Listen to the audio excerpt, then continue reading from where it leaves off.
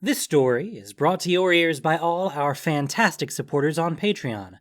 To get in on the action yourself with bloopers, extras, and the occasional early story, join us at patreon.com/voiceofallmtg. For more stories, or just to chat, visit voiceofallmtg.com. And now, Voice of All presents Testing the Dark Waters, Episode 2 of Guilds of Ravnica.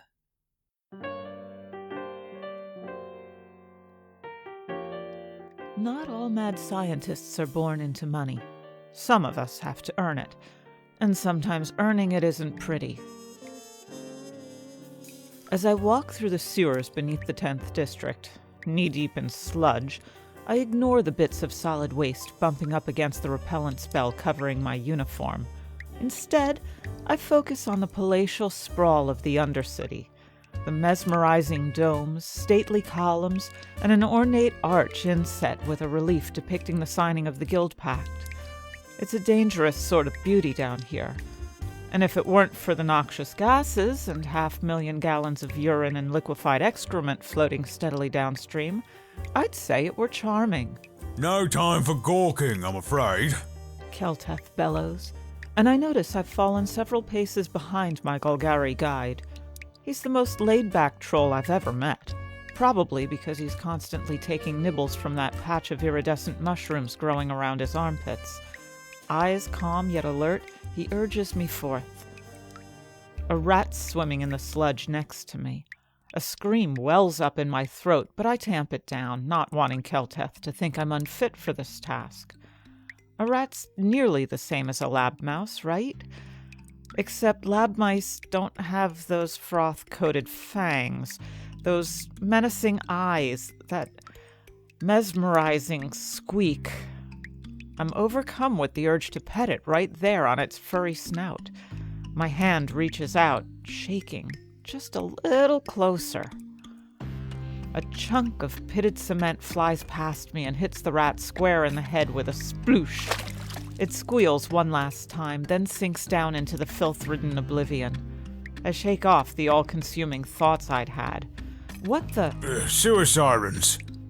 Rabid as all get out, but they can't attack you unless you put your hand in their mouth. Best avoid them. You know, information like that would have been useful before I started the assignment. I wipe away the sewer backsplash from my lips. Oh, if I'd gone and warned you about every little thing that could kill you in the sewers, we definitely wouldn't be having this conversation right now. I stick closer to my guide as he briefs me on the 8 different varieties of flesh-eating water plants that thrive down here, and gives me tips on how to avoid getting electrocuted by eels. As we continue, I notice shadows lurking in dank corners, behind pillars, under bridges, and decide that maybe knowledge isn't power. I tune out of Kelteth's lecture and start concentrating on the gear this side job will earn me. My very own ballast of arcane induction. One of those solid Mizium ones, with the dynachromatic retaining bell and double inversion instant conversion canister. Real Izzet ingenuity right there, not like the borrowed one I'm lugging around. I'll be able to do analyst jobs like this one 3 times as fast, detecting and identifying mana traces with ease, which will leave me with more time to spend in the lab. We cut through a series of keyhole archways, making our way around a mass-covered rotunda, and finally we arrive at our destination. It's massive, and nearly as impressive as the 2-story portico it's wedged against. It's a giant raft of coagulated fats and solid waste clumped together into a single mass, clogging the water's flow. Just one of the many fatbergs plaguing the sewers of the 10th District. Kelteth clasps his fingers together, puts them down at knee height, then gestures at me to take a step up. After you? Wait, you want us to actually get on that thing? I adjust the bulky canister I'm carrying on my back, trying to keep the weight evenly distributed. Well, you're not going to be able to see it properly from down here. Besides, eels will be coming out their nests soon. They don't usually attack people, but they'll shock the ever-loving shitting out of anything when they're groggy. I don't need any more convincing, and hastily hop up onto the fatberg. Most of it looks hard like rock, though some patches look waxy, some parts have mounds oozing fatty gel, and all throughout, broken and discarded objects protrude from the berg's surface. The entire raft bobs slightly, making me nauseated, though, in all fairness, I've been pretty close to vomiting since I first stepped foot down here. See, normally we fly a couple of drakes in, vaporize the bergs, but they become impervious to electrical magic.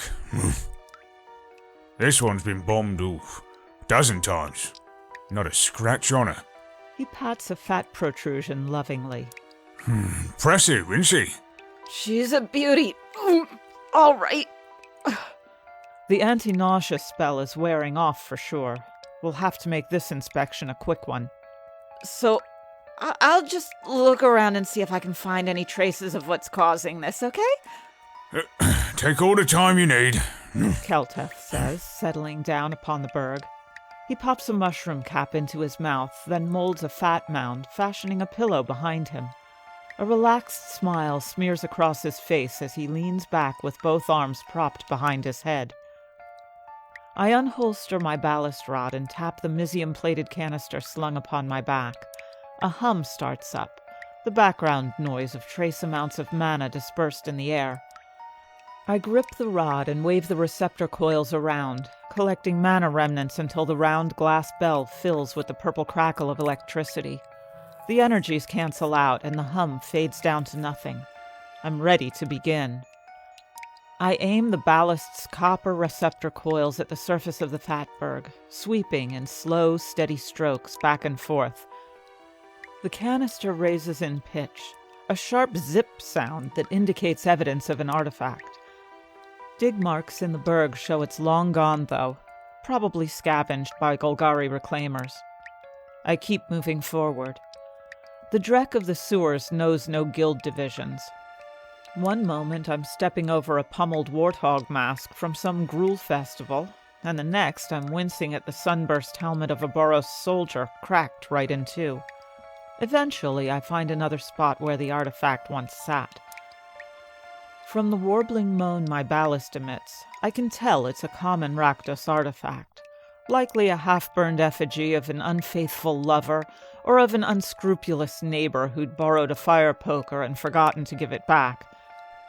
Definitely not something with enough magic to affect a whole fatberg.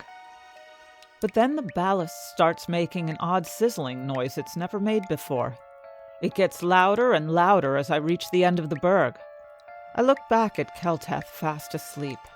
I should probably wake him and ask him to show me forward, but whatever's causing this sizzle is powerful, arcane, and something the Izzet League hadn't rigged my canister to recognize. That either means they hadn't discovered it yet, or they knew about it and wanted to keep it a secret. Both options are equally appealing and equally lucrative. Look, I know why I was hired for this job. Figure out what's causing the electric-proof fatbergs and report back to the Golgari so they can fix it. But here's the thing. Besides working this job in my spare time, I serve as an attendant to Master Dax Foley, a high-level chemister specializing in arcane metallurgy and practical alchemy. I'm stuck at the bottom rung in the laboratory. One of 2 humans among a couple dozen Vidalcan attendants, and I spend most of my day sorting cable connectors and degreasing the turbines and trapping rogue elementals siphoning energy from our lab equipment. I've got ideas, though. More ideas than can fit in my head.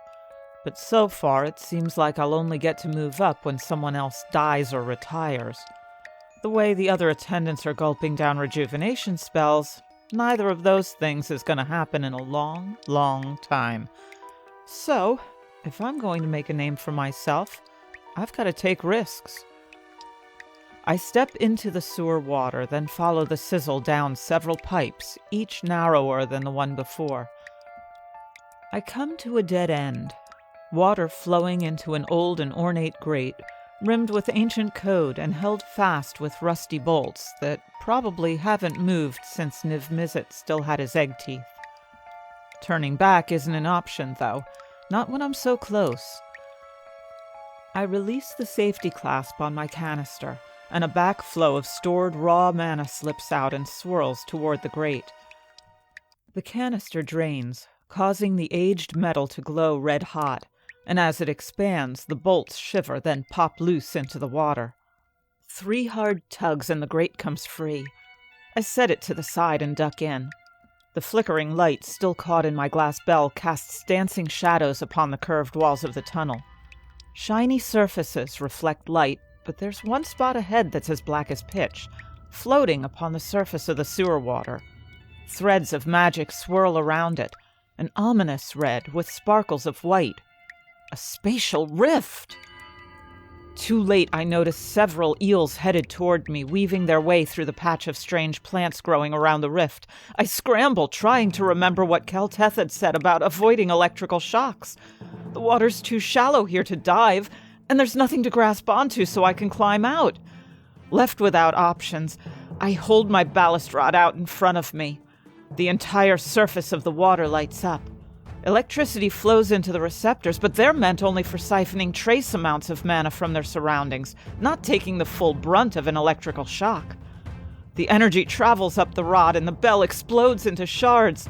The canister starts screaming bloody murder, so I unhook it and sling it as far as I can.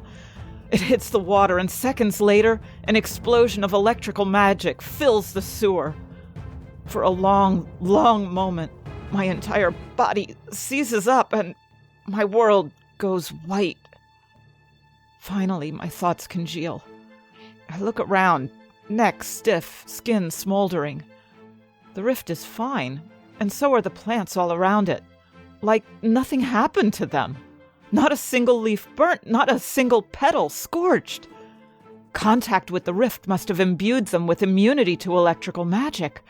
The same immunity must have seeped into the fatbergs over time. I take a few plant samples, shaking with the magnitude of this discovery. Never again will I be ordered to sterilize goggles or spit-shine furnace grates.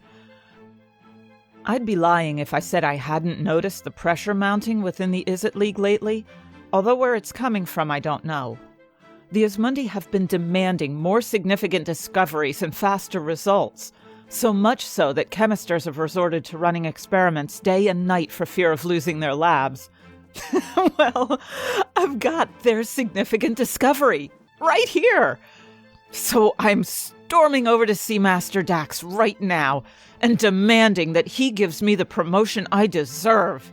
And soon after that, I'll be the one giving him orders.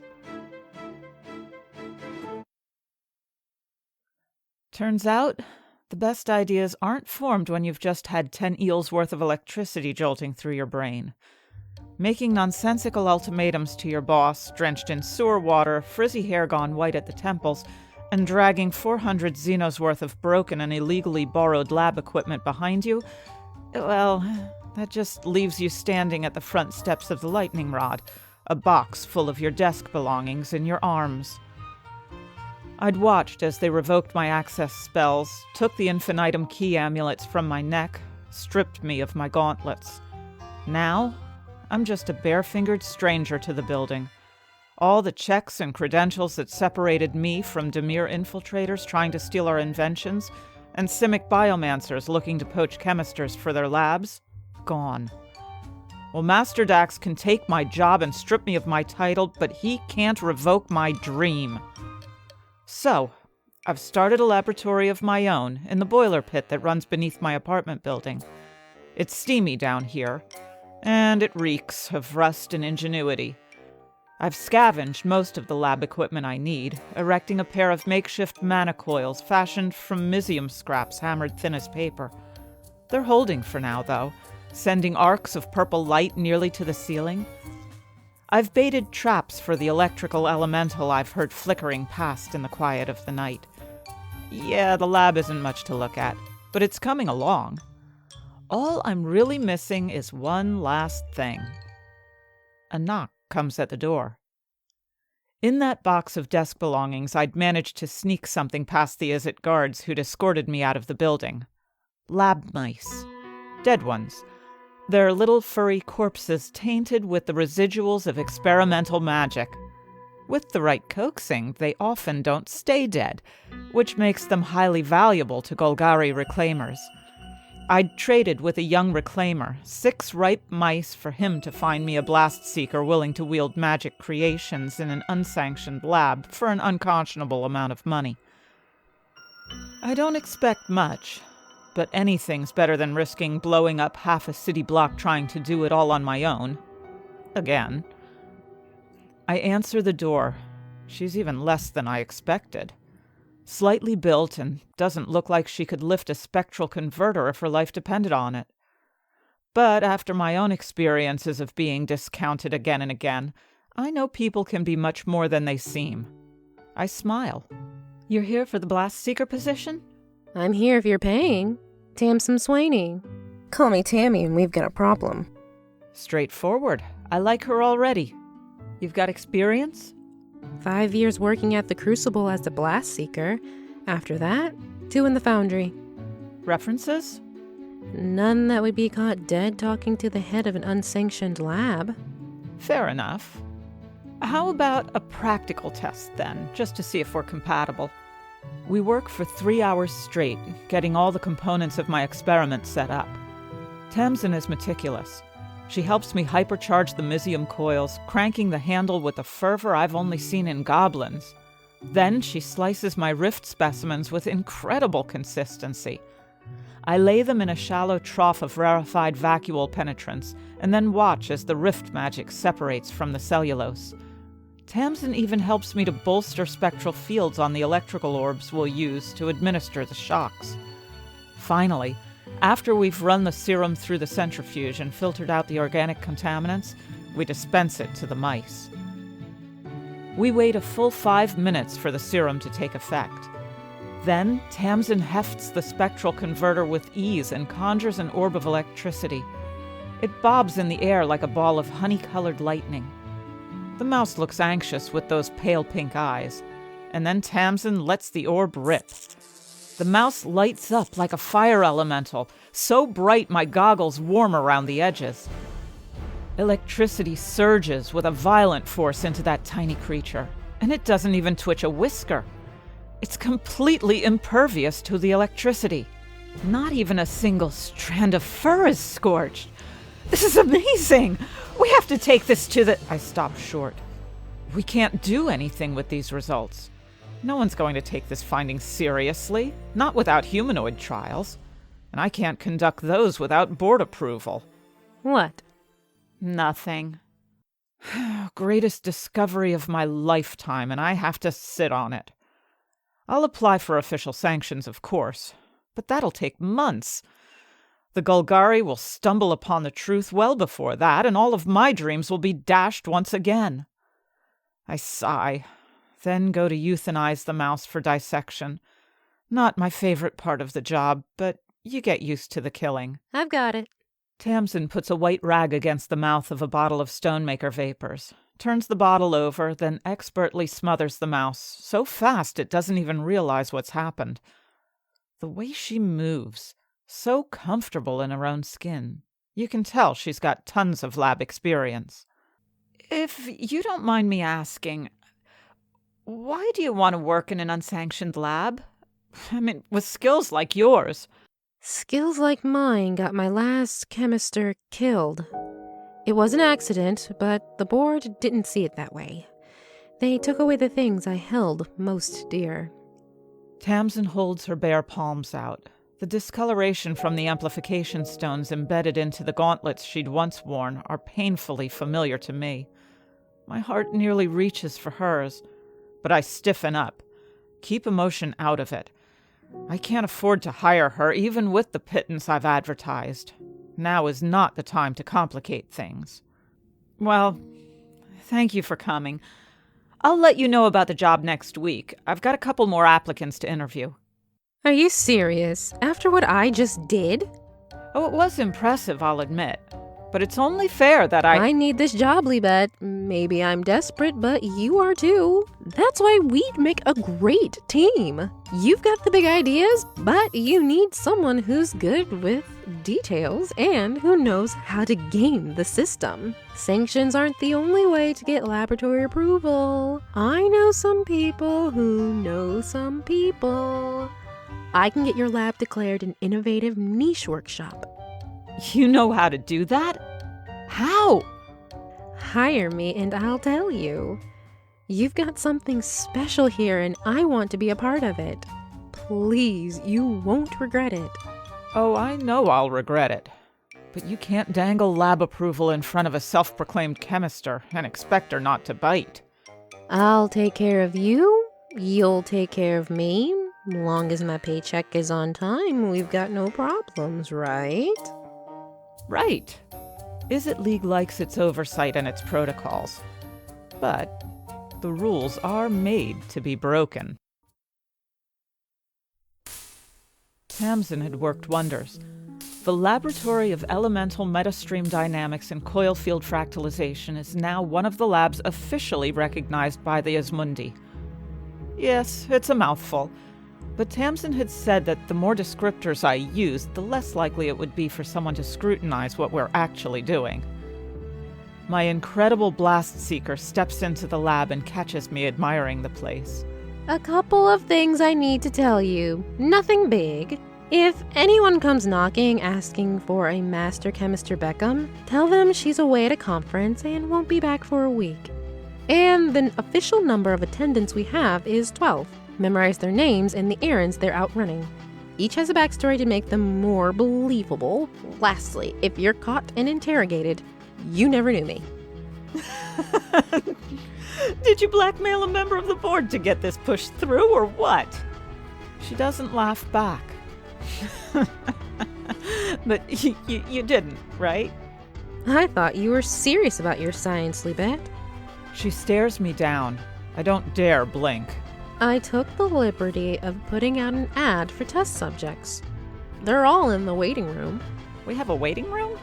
I peek out the door into the hallway, and sure enough, 3 goblins and 2 humans are out there sitting on wooden crates. I give them a tight-lipped smile, then duck back in the lab. You got people to actually show up? For free? I mentioned 200 zigs in the ad. 200 zigs? Each? This will work, Libet, and when it does, money will no longer be an object. I nod, her certainty reassuring me. I carefully measure and administer the serum to each of the test subjects, documenting everything. Someday, historians will want to know more about the discovery that propelled me from humble attendant to master chemister. Tamsyn and I stand shoulder to shoulder, waiting nervously for the serum to kick in. My gut churns. If this works... No. When this works. I'll go directly to the board myself to give them a demonstration. Tamsyn steps up to the first subject. I'm going to give you a slight shock. Please tell me if you feel any level of discomfort. As brusque as she is, she's great at putting the test subjects at ease. Even the hard edges of her facial features seem softer. The goblin nods. Kind of cute with her long, sloping nose, bright yellow eyes, and brass rings in her left ear. Tamsyn picks up the spectral converter, dials it down to 1, and conjures up an orb no bigger than a coat button. Gently, she urges it toward the goblin, who's shaking, her green skin gone ash-gray. The orb hits her in the shoulder, then vanishes without note. Did you feel anything? No. She nearly jumps out of her seat. She settles, looking bashful. Sorry, this is my first time being a test subject. I'm a little nervous. You're fine. Tamsyn gives her a reassuring chuckle as she sets the dial to 4. Okay, I'm going to try a slightly larger shock. Please let me know if you feel any pain whatsoever. The orb is the size of a drake egg now, and hits the goblin in her chest this time. No effect. A bit of a tickle, maybe? Okay, this is going to be a big one. You sure you're okay to continue? The goblin nods again, with more confidence this time. Tamsyn dials all the way up to 8, and as the full-sized orb nears our test subject, it's me who's shaking. The blast hits her in the head, a surge that should have knocked her unconscious, but she sits there, mouth agape. I felt something, like a tap to the forehead. Did it hurt?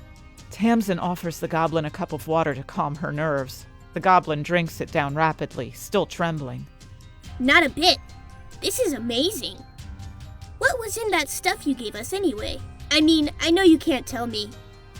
I'm trying to get an attendant job myself. It's so competitive out there, but I'm not giving up. I'm sure you'll be on the other side of these experiments in no time. Now, if you'll have a seat back out in the waiting room, we'll finish up with the other test subjects and then get your payments processed.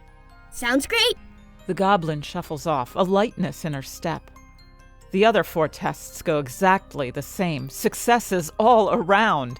For good measure, Tamsyn rams 5 quick bursts into the last subject's chest. No response. Tamsyn and I look at each other. This is it! We've done it! We have. This is perfect! Only the test subjects are all out there, waiting on their money. This isn't going to be pretty. But I can tell them the paperwork still needs to be processed, and it'll take a few days. I'll hit up some early investors, and then... Leave bet! Imagine what would happen if we let them go out into the world with rift-tainted magic. It'd be traced back to the source for sure. You used to be an analyst. You know how relentless they are. Then where would that leave us? What can we do about it? Quarantine them all? For how long? If the League gets wind of the source of the rift magic, all my leverage is gone. I could kiss my career prospects goodbye. Then, slowly, I see what Tamsyn is trying so hard not to say. This is still my project. I'm in charge. If an order like this is coming, it has to come from me. There's only one way we can ensure these findings don't get out. Tamsyn nods. I think of the lab mice I've euthanized over the years. Hundreds. Thousands. At first it was hard. I felt awful. But I guess it became routine at some point. But we're not talking mice here, though. We're talking people. 5 souls standing in between me and greatness. If I do this, if I step over this line, there's no going back. My brain whispers to me all these horrific thoughts, and I'm listening to them, then entertaining them, and finally agreeing with them. And those small steps have made the leap to villainhood more accessible. It will take both of us to hold them down while we press the cloths to their faces. I pick up the bottle of Stonemaker vapor. 4 doses for each test subject should be enough. Then I remember the light in the eyes of that chatty goblin girl with her own dreams and aspirations. Tamsyn, sorry, I don't know if I can do it. She seems disappointed, but not surprised. Don't worry. You don't have to. I already gave them all a hyper-concentrated dose of sleep elixir laced with an ethereal death accelerant. Tamsyn carefully stacks the 5 empty cups and tosses them in the waste bin. They went gently, peacefully. It's not like we're complete monsters. I'm fully unprepared for how cold my heart feels in the stifling, steamy heat of the boiler pits.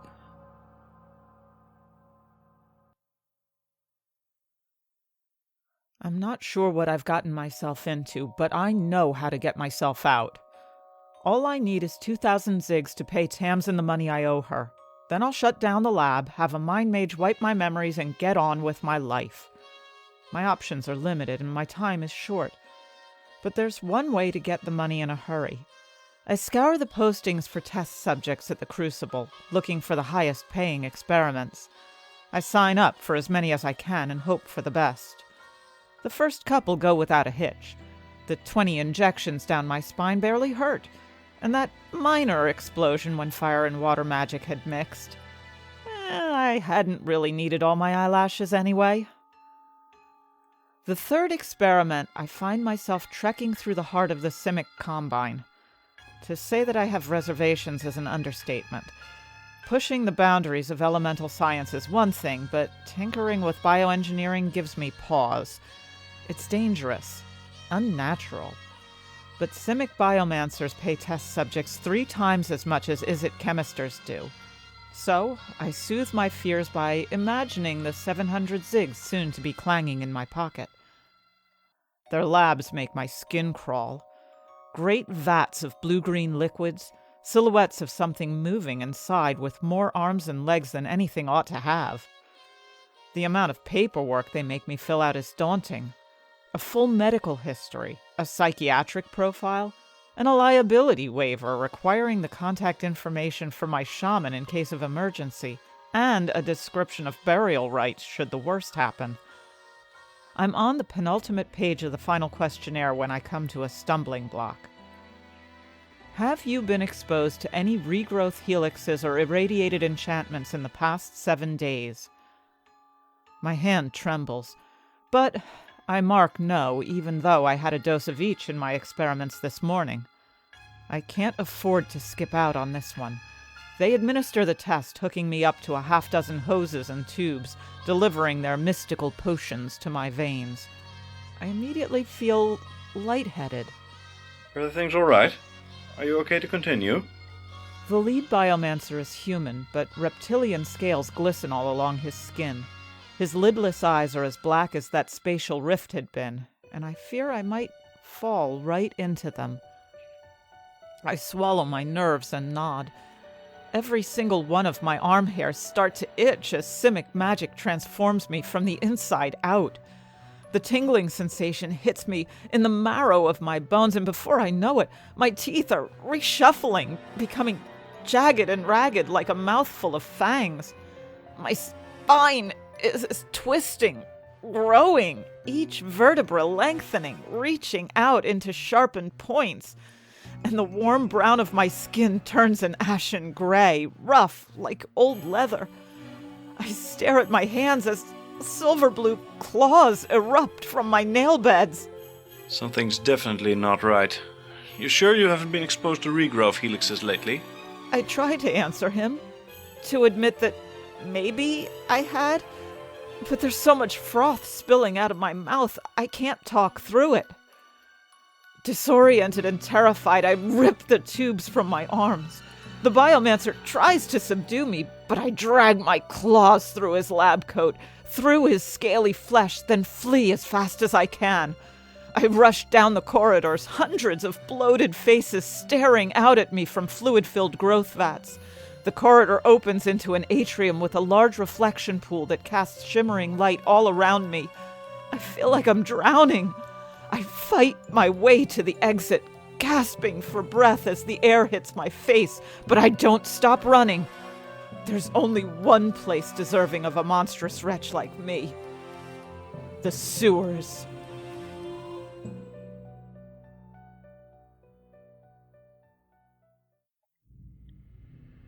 I cower in the deep shadows of a bridge pile, half submerged, half out of my mind.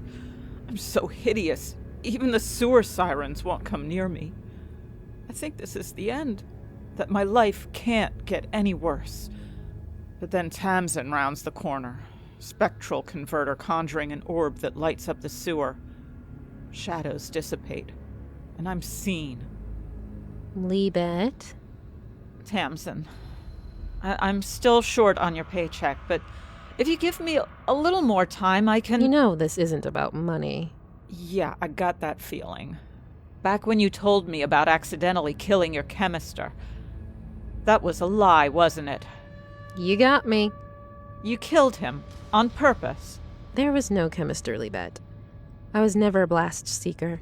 Something foreign ripples beneath her skin, and that feeling I'd had about her moving so comfortably within her own body, all of that drains right out of my head.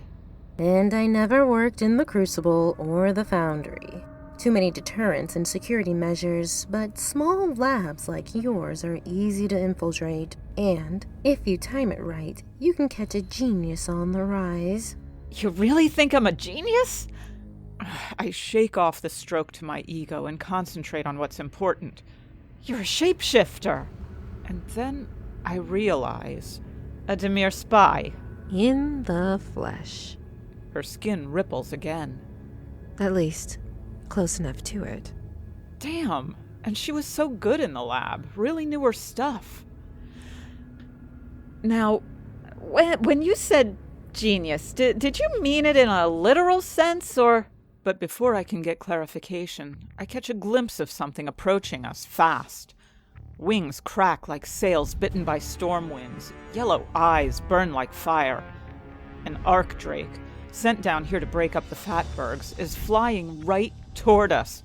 Electricity crackles on its breath. Then I see it take a big inhale. Drake! You think I'm really falling for that? The electricity within the converter pointed at me warbles a deep and menacing tone. I don't have time for fear. My mind is cycling through the electrical safety rules my sewer guide had briefly covered. Able to climb, get out in time. In the water, dive like an otter.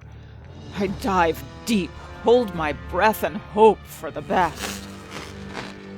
Electricity is unpredictable, indiscriminate, and a natural-born killer. It snakes through the sewer water, through me. My entire body clenches up so tight, I feel like I'm about to snap in half. Finally, when it releases, I'm overcome with a thirst so intense that I must force myself not to guzzle mouthfuls of sewer water. My heart's okay, and my brain mostly, but I don't mistake my luck for any sort of mercy. I'm struck again! This time in the gut with a fist. My lungs expel the air I'm clinging to as Tamsyn rams into me. Bubbles escape to the surface and I try to do the same, but she's got a hold of me, dragging me back down. I scratch and claw my way back up to the surface, and she butts her forehead into my chin, and while I'm trying to shake it off, she's conjured another orb. A mind like yours is a terrible thing to waste, but your serum is a demure discovery now. Goodbye, Libet. I don't know why, but the thought of losing credit for my discovery scares me worse than the thought of losing my life. I look down at my claws. Sharp, intimidating. I'm no berserker, and until now, I didn't have a feral bone in my body. But that doesn't mean I'm going down without a fight. I lash out at Tamsyn, swinging at her face. She ducks, then sends an orb straight into my stomach. I hunch forward with the pain it brings, a deep, pulsing cramp that makes the edges of my vision go white. I push past it, make another go at it. My claw scratches the skin this time, barely, drawing a line of pale green blood. Almost instantly, the wound knits back together. She dials the spectral converter 2 clicks past the max, then conjures a giant orb and moves it slowly toward me. This isn't working. I'm a thinker, not a fighter. If I'm going to best her, it's going to have to be with my mind. I back up as she approaches, but then something squishes behind me. A Fatberg completely blocks my exit. I've got no choice, so I turn, sink a claw into the top, and then sling myself up onto the surface. I'm completely exposed, but I'm faster up here, and I'm able to duck as she fires at me. Tamsyn is trying to mount the Fatberg as well, but I rock back and forth, making it more difficult. She slips back under the water, and I try to make a run for it, but trip over an old welding jar. It's heavy and made of thick glass. I start looking around, surprised the reclaimers hadn't scavenged this Fatberg yet. Among the usual debris and trash, I catch sight of several objects that could be useful with a little inventiveness and elbow grease. I look at the welding jar again. Only a few remnants of solder remain inside, but the jar itself can serve as a retaining bell. If I can find enough pieces, I can build a makeshift ballast to absorb the shock from Tamsyn's orbs. Her head peeks up and she lobs an orb at me. It grazes my leg, which goes stiff and hurts so bad. I'm barely able to stand. I raise the welding jar like I'm about to throw it at her, and she ducks back down under. I don't have much time. She won't fall for that twice. I shuffle over to an old trident wedged into the berg. The shaft is splintered and already plucked of its inset stones, but I can still feel the sizzle of magic working through its veins. It would make an excellent rod for my ballast. 2 cracked mana coils might work as receptors. I don't think anyone's ever tried that, but I have to make do with what I've got. The solder is old, so I poke it back to life with a small jolt of crafting magic. Finally, it creeps forward, joining the bell to the trident, and just as the final piece worms its way down to the coils, I look up and see Tamsyn has found her way onto the berg. I heft my ballast up to fight, but it's nowhere near ready. I point over her shoulder and my eyes go wide. Not again! I dive flat like those drills you learn as a kid to minimize your chance of getting struck by lightning when an arcdrake is on the loose. Tamsyn looks back over her shoulder, squinting into the darkness, and then I jump up and seize both my ballast and the moment as I take a fierce backswing, then throw my entire body into it as the welding jar makes contact with her jaw. She spins, once, twice, then plunges face first into the gritty sewer water. Nice hit. Would have knocked out a human, but a shapeshifter? I'm not so sure. A proper ballast would have a canister to store the charge, but there's no way I can jury-rig something that complicated. But if the Warwick-Isley principle of microfractural gains and allowances holds true in less than ideal circumstances, I might have a chance if I can find something to redirect the energy. I see a piece of refuse that might work, half buried in a mound of fatty gel. I step over and wrench it free. It's the end cap to an old boiler tank, a rusty mess on the boat outside, and the inside is Mysium plating painted on so thin it wouldn't be worth the effort to remove. All those years of spit-shining furnace grates finally comes in handy, and in no time the Mysium gleams, providing a nice concave surface for the magic to flow across. Tamsyn catches me off guard, coming up from the far side of the berg. I don't have time to attach the cap, so I hold onto it for dear life. When the next blast orb comes, I meet it with my makeshift ballast. Electricity slides into the receptors, up the rod, then collects in the bowl of the cap. For a brief moment, both Tamsyn and I stand there, stunned that it actually worked. But then she's barreling toward me with a vengeance, arms outstretched, another orb ready to fire. Before my charge can dissipate, I sling it at her, and the blast surges forth and hits her in the chest. Her whole body lights up. The impact sends her flying in one direction, and the cap goes careening in the other. I blink away the ghost images of Tamsyn temporarily burned into my retinas, then see my real enemy trying with all her might to get back onto her feet. But before she can, I jam my knee into her back, pull her head up by the hair. The feral monster inside me reels, demanding revenge. But when I look down at my arms, my skin is smooth again, my nails are nice and blunt, and I realize the awful effects of the experiment have worn off. I'm back to my normal self. But I still feel changed, and I'm pretty sure I can't blame it all on Simic magic. This is my discovery. I can't let it fall into Demir hands. I won't tell anyone, I swear. I know you won't, Tamsyn. And I become like lightning. Unpredictable, powerful, merciless. All those things that make it both beautiful and deadly. Like with the mice, the decision to kill is easier this time. And as Tamsyn's vertebrae snap, I take comfort that she doesn't know pain for long. I step back and watch her corpse as the spells that held her human form fade away. The body lays there, a treasure for the reclaimer that will eventually happen upon her. I gather what's left of my makeshift ballast to take back to my lab. A little tinkering and I'll have 2 discoveries to bring before the board. And if they don't accept my findings... The monster inside shifts beneath my skin. Together, we'll make a great team.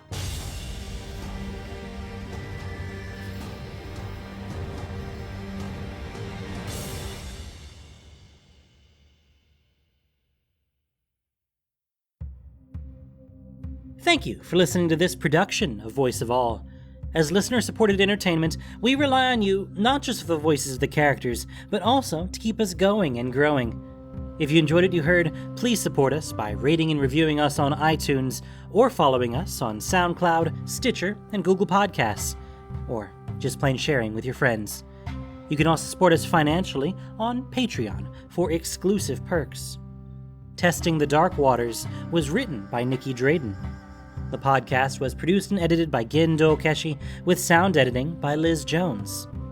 This week's story featured the voice talents of Sharon Grunwald, Jacob Eccles, Monica Cruthird, Mary Paulson, and Biomancer. Voice of All is unofficial fan content, permitted under the Wizards of the Coast fan content policy. Magic the Gathering is copyright Wizards of the Coast. Thanks so much for listening, and y'all have a great day.